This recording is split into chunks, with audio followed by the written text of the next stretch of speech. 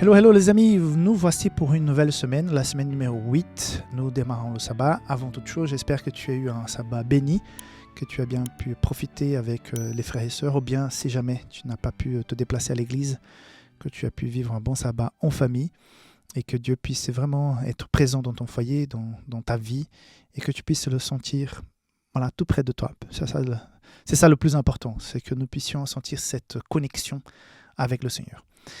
Voilà que nous avons vécu une semaine 7 assez robuste parce que nous avons parlé des prophéties, notamment on a parlé de 70 ans, 70 ans, 70 semaines, 2300 soirs et matins. Certains ont trouvé assez compliqué. Effectivement, ça exige un petit peu plus étudier les prophéties, mais c'était un réel plaisir de pouvoir partager. C'est vrai que dans le temps qui nous est imparti pour les petites vidéos de l'école du sabbat, on a dû faire en vitesse. Et je sais que certains ont dit, mais oui, j'ai pas tout compris parce que ça va très vite. Voilà, c'est pas une vidéo longue qu'on peut proposer pour ces résumés. Mais éventuellement, une fois, on pourrait faire une vidéo plus longue où on va vraiment rentrer dans le détail par rapport à ces prophéties. Dans cette semaine numéro 8, il est question donc de la suite de ce que j'ai expliqué la semaine dernière concernant ce moment où ce mouvement millérite attendait le retour de Jésus. Une cinquième partie de ces personnes qui ont attendu Jésus et qui ont vécu cette tristesse de ne le pas voir revenir ont compris par la suite qu'il n'y avait pas un problème dans le calcul. Il n'est pas venu de façon un peu mystique. C'est que les calculs étaient bons, mais ils n'avaient pas compris qu'est-ce que c'était la purification du sanctuaire qui était dite, annoncée en Daniel 8,14. Donc, après des études, ils ont vérifié que c'était autre chose. Et c'est de cela que nous allons traiter cette semaine. Okay?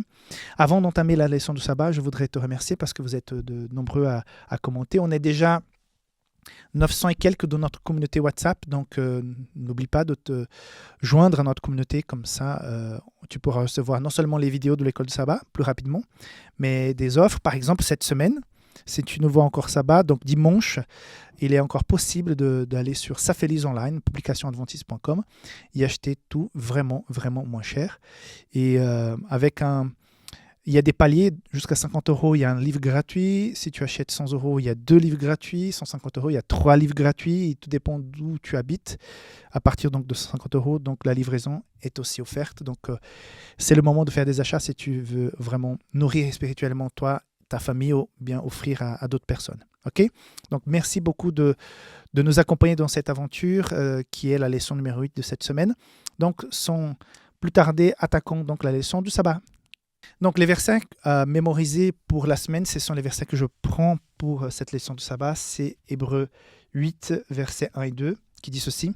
Le point capital de ce que vient d'être dit, c'est que nous avons un tel souverain sacrificateur qui est assis à la droite du trône de la majesté divine dans les cieux, comme ministre du sanctuaire et du véritable tabernacle qui a été dressé par le Seigneur et non par un homme.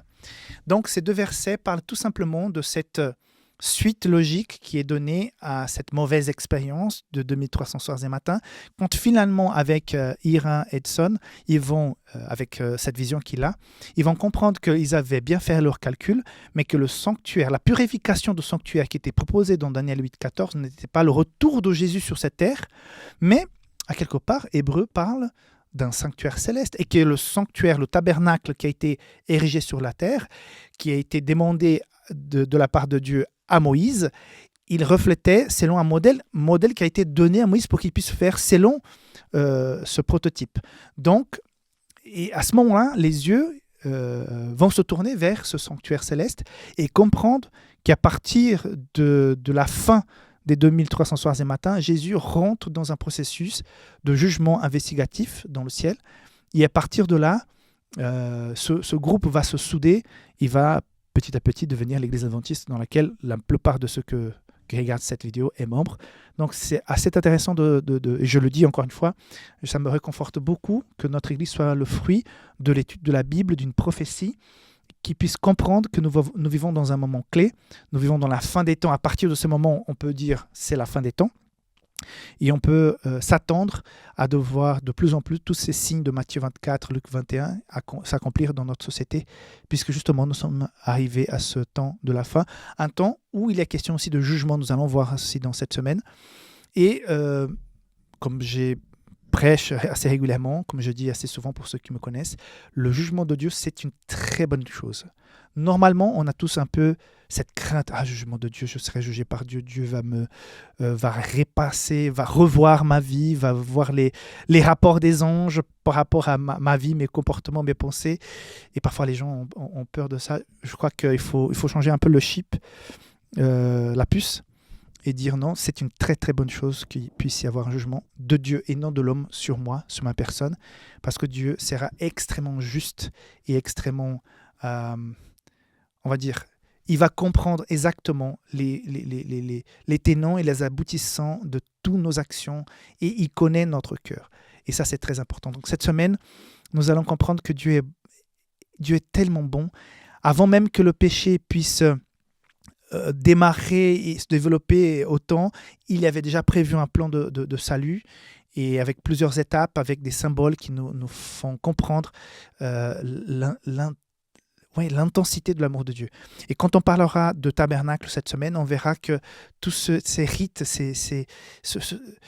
le fait de s'approcher du temple avec l'agneau blanc, parfait, sans tache, sans un os qui soit cassé, qui représentait Jésus, le sacrificateur qui vient l'égorger, le sang qui coule. C'est puissant tout ça. Et tout ça représente l'amour de Jésus pour chacun d'entre nous et que le péché sera extirpé. Mais pour cela, il faut qu'il y ait jugement. Donc, si je demande qui veut un monde plus juste, tu vas lever la main, n'est-ce pas? Justement, le monde sera juste une fois que le jugement de Dieu aura fait son travail, aura passé. Donc, il ne faut pas craindre cela. Et on va donc développer davantage dans cette semaine. Si tu regardes la vidéo longue, donc tout de suite, on va démarrer la leçon du dimanche. Si jamais tu préfères voir jour après jour, donc demain, on va démarrer avec l'étude sur le sanctuaire. Donc, que Dieu te garde, que tu puisses sentir sa présence près de toi. Et n'oublie pas de partager la vidéo pour que d'autres personnes puissent connaître ce message à travers ces vidéos. Ok, merci beaucoup et on se voit tout à l'heure ou bien à demain. Bye bye.